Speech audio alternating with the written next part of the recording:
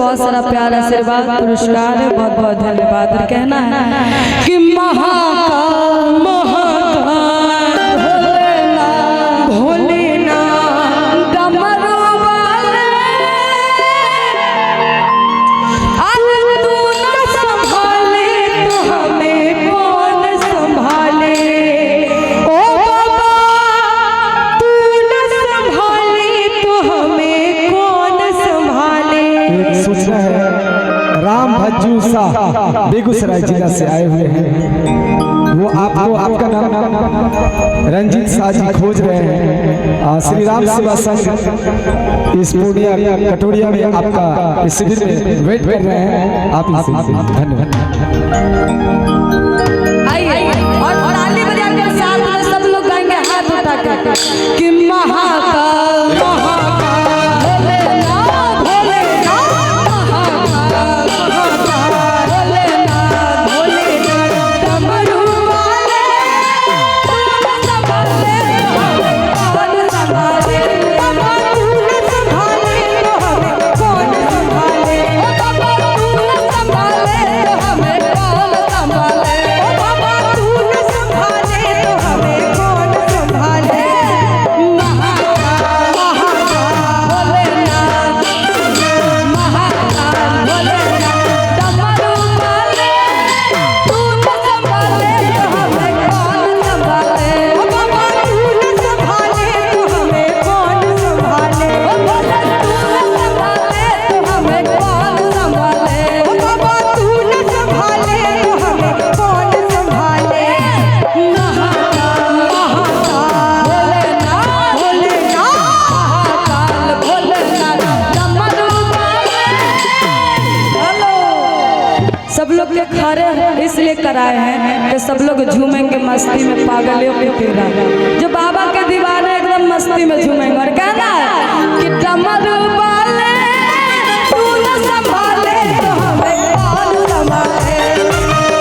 संभाले तो हमें कौन संभाले। ओ बाबा तू न संभाले तो हमें कौन संभाले।